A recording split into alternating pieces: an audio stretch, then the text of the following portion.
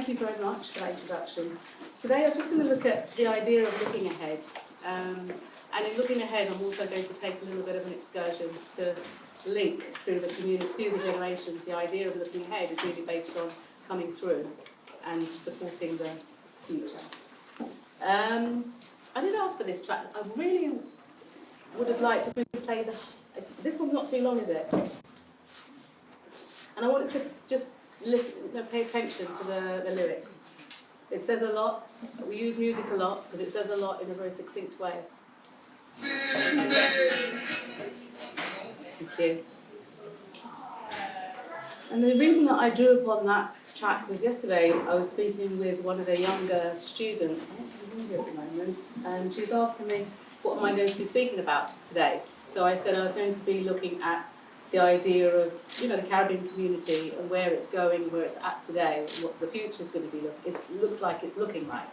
And I said, we're kind of in a place where, encapsulate it by, the song, Wake Up Everybody. And because it says a lot, we're in a space. We're in a space now of huge critical change. And we're all, yesterday, today, a lot of speakers were saying, Clay Snippets is saying, is it the same today as it was listening to this type of conversation years ago? So we have to come into this moment, which is a very sharp changing moment, a critical time, a very deeply unrestful time around the world. And so in a way, this is a song from back in the day, and still sentiments are relevant to the moment and to the Caribbean, I believe, the Caribbean moment. We're talking about particularly the Caribbean from Britain, or I am at this moment. So it's very relevant to really getting a grip of this moment and not getting lost or left behind, waking up. And the idea of teaching, we talked earlier about about what it was like to link the intergenerational stuff. We spoke about culture and how do we have a sense of continuity. So for me, it's a sense of belonging.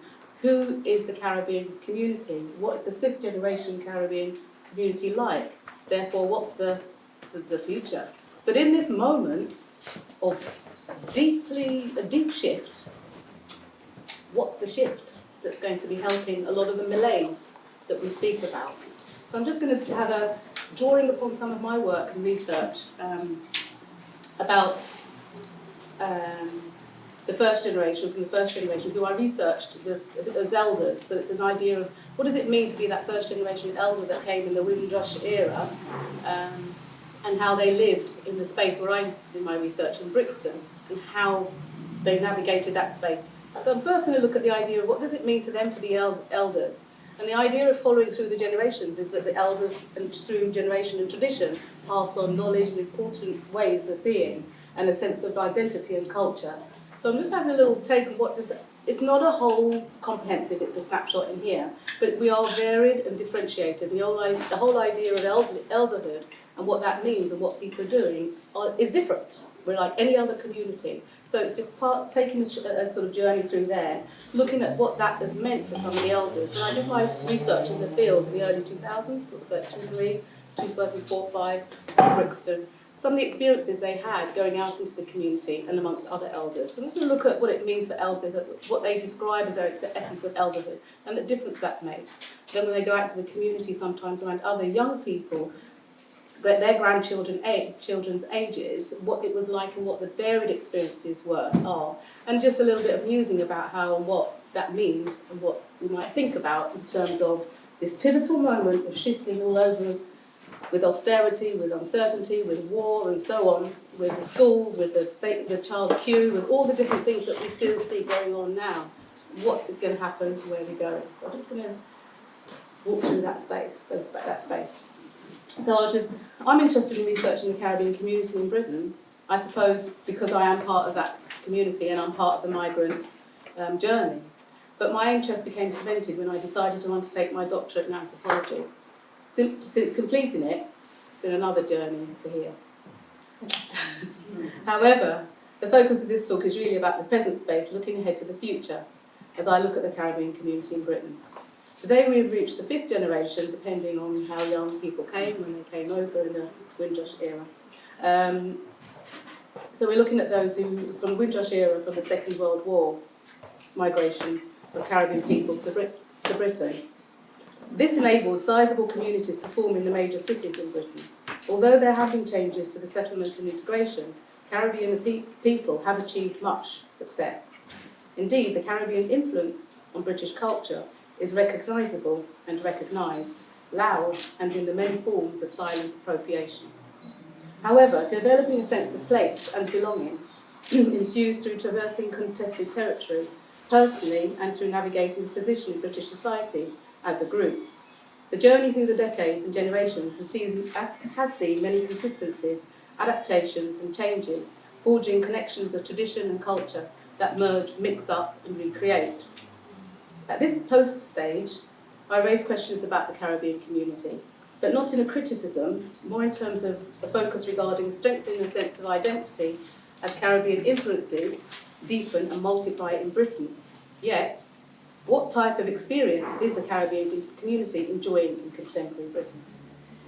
Research recently highlights a big mix of experiences. Certainly, the young generation are talented in many ways. Many are achieving in all areas, from sport through medicine to IT, etc. Many are confident leaders and proud of their heritage and achievements. So for me, as a sociologist, I'm interested in examining society. So I just put this into the context of my gaze, look at this. So I'm interested in looking at examining society, people and the experiences of human existence as social beings, with social interactions as individuals and in groups, in society that is constructed in a manner that fosters diverse ways of being and how we relate, diverse institutions we belong to, and the coexisting nature of the interconnectedness of humanity. Being maintained, all of this being maintained and changed with the shifting political and economic dictates on the social and the personal environment. So in this, Caribbean people, as we know, have a specific historical development and legacy as a consequence of the detrimental experience some 500 plus years from the time of Tudor England, notwithstanding the trauma that lives through the generations from capture, through the Middle Passage as chattel in enslavement to freedom, onwards through barriers, open doors, and even from behind bars, exerting one's sense of self, being self-determined, creating and evolving cultural ways of being that is modified through the generations, across seas and oceans, and creating transnational links, maintaining connections and growing.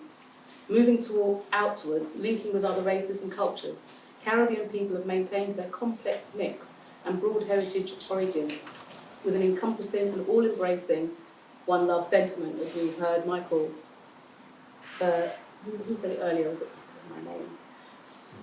As we have heard earlier today, somebody said worse than less. Terrible when they did. So we've heard lots of people do refer to the one sentiment, and we know it very well, and we know that song very well. Why did the elders in the Windrush generation come here? So why did they, referring to the elders of whom there are few remaining, migrate from the West Indies to Britain in the Windrush era? You know, why? What was the circumstances? They left a society impacted by the legacy of chattel slavery and the plantation economy, with low wages, high unemployment, and engaged in navigating, improving their resulting living standards. However, many had become accomplished and migrated as students, teachers, and other professionals, as well as accomplished craftspeople. So they entered the British workforce with varied status, though the majority were economically poor and there was a large pool of unskilled labour available amongst them. Indeed, the elders in my research travelled to Britain with a variety of reasons, including travelling for the adventure of experience, to see something new, others happy to leave their familiar for various reasons. There is no doubt, though, that they all came in expectation. Expecting to find a place to live, undertake training or work, the vision for most was to earn money and return home.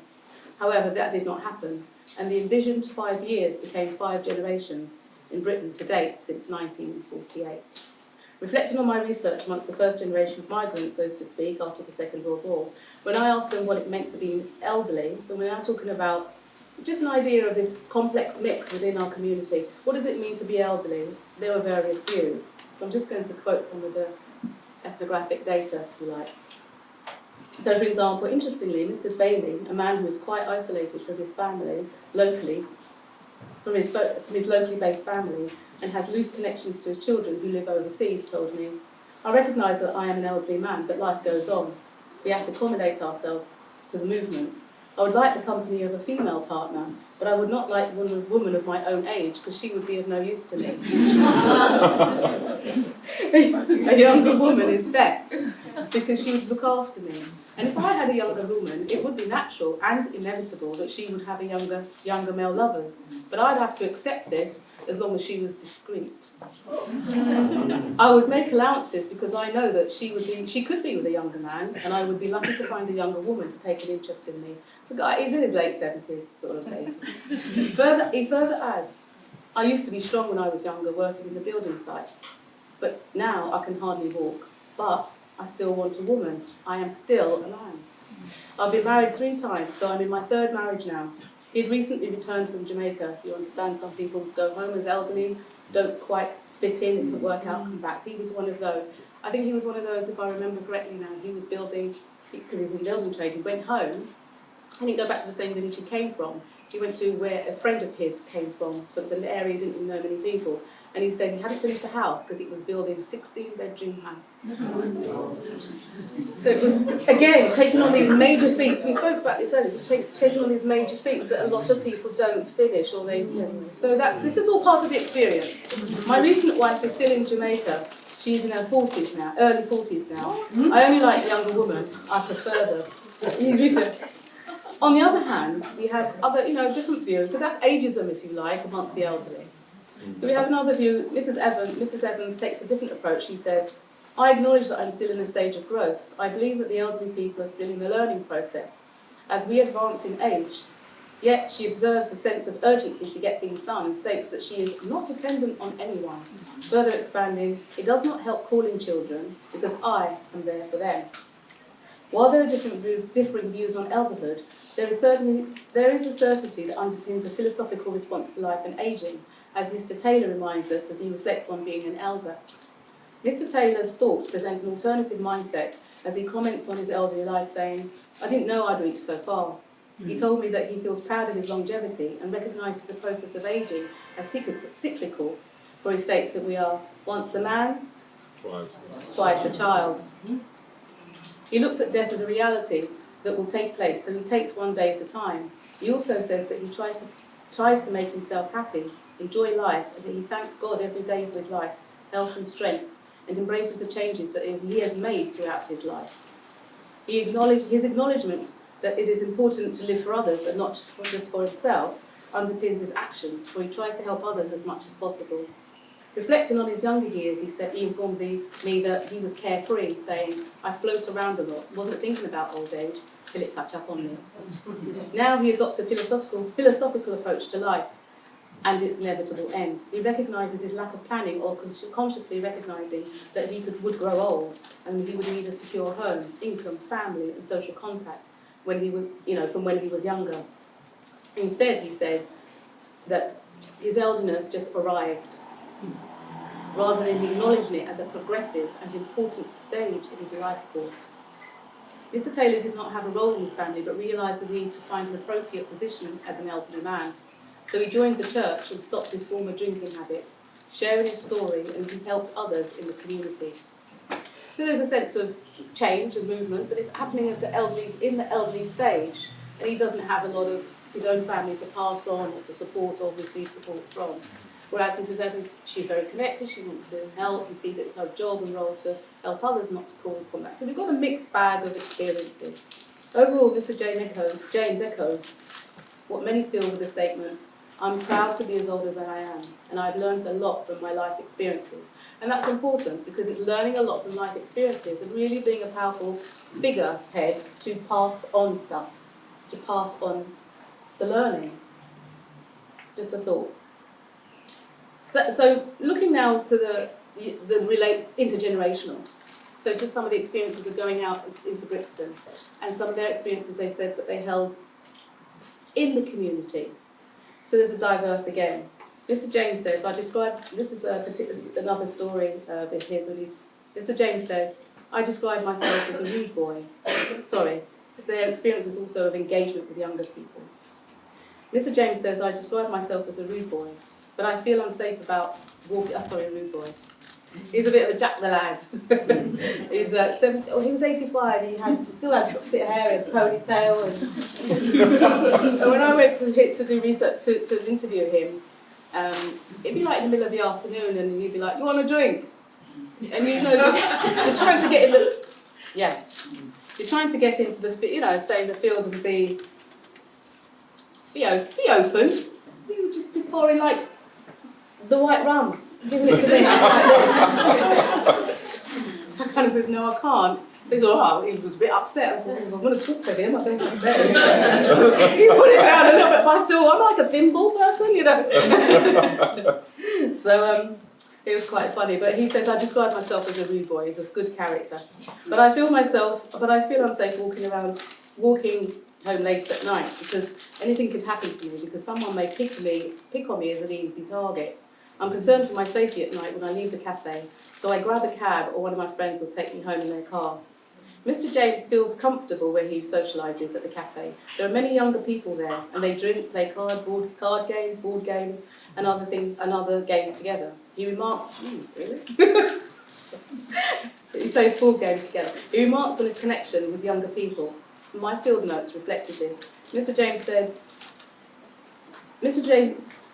my field notes would say, Mr. James made it clear that he gained a sense of friendship, love, respect and belonging with his friends. He says that they refer to him as big man. Even some of the Ardies that go to the cafe refer to him using this term. He's called Dad and Pops by the younger men, and he takes this as a mark of respect, honouring his elderhood. Yet some felt uncomfortable in the community and were even, the subject of street crime. Mr. Griffith says, young people often spoke to him as old people, to him and other old people, as they know nothing, but says they should respect us. And he continued to say that he was walking down the street one day in Brixton, near the Tube. A group of young youths in their young teenagers attacked him, pushed him to the ground and kicking him, stole his money. And he did tell one of the support workers that he's engaged with, and they said to be careful, but he still wanted to go outside. But he made sure that he pushed his money deep into his pocket when he went out, and he used to actually walk holding over his pocket. Similarly, Mrs. Scott was another victim of street crime, and she went out into the market and she found something she wanted to buy. She pushed her hand into her bag for her purse and it was gone. And she says, I think someone pushed their hand into my bag and took it. It was a terrible shock, and I felt used because someone used my money and not me. Many of the young people out there cannot be trusted because they're dishonest. This experience makes me worried when I go out all the same. So there is strength and resilience amongst the elders. There's also another side. There's also another side to it that there were times when men in the project, I did my research in the project, did have younger family members their grandchildren come and see them. It was quite obvious that grandchildren came to see their grandparents. There's another young lady who said that she was at university, said she liked to come and see her gran. She liked to talk to her gran. Her gran gave her advice and she enjoyed getting the advice from her gran. So there was lots of other stories of family being very well associated, as well as going out and socialising. So it's again, this elderly status has this mixed bag of relationship with other elders who are purveyors in the space of having all this ability to convey a lot of information and hold a lot of knowledge and hold intergenerations together. And yet there's a lot of separation and difference. Some are not even respected in the community. So, as we know, there are many connections and divides in the Caribbean community. But what more can be done to uplift the status of the elders and solidify protection of them? What changes can be instilled into the fifth generation by the adults intervening and developing an enhanced cultural paradigm to wrap around the vulnerable youth and uplift them? How can the traditional rites of passage, which this young man was talking about really with the dances, how can we do these kind of cultural things? How can we make the traditional rites of passage become normalised within contemporary British Caribbean culture and provide the young and upcoming fifth generation with something? And can also prepare the fourth generation, heal the third generation, save the second generation, and while most of the first generation have passed. Certainly family relations are varied, but one can learn from the difficulties that exist. Another adaptation. The Caribbean community and Caribbean culture continually evolves. And I'm suggesting, given the context of where we are at the moment, that another adaptation is definitely required.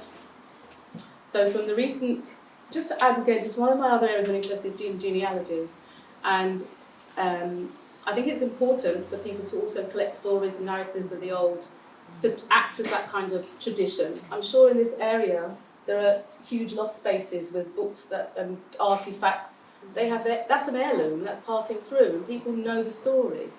And so I think it's hard to do intergenerational work. It's hard to do family genealogy work. It's very time-consuming, but I think it's important for more people to do it. It's one opportunity and avenue of acknowledging the past and understanding where it's coming from, and giving a platform to start to think about how to keep some of the good stuff and create something for the future generations. So finally, how can we take stock of our future, 5th, 6th and 7th generation? How can we enable them to know where they come from? What happened along the way? So they can make, people have been talking about this earlier, so they can make choices to build a better future. Maintaining a distinct cultural identity with music, art, tradition and way of life. So really, what is the action plan? Thank you.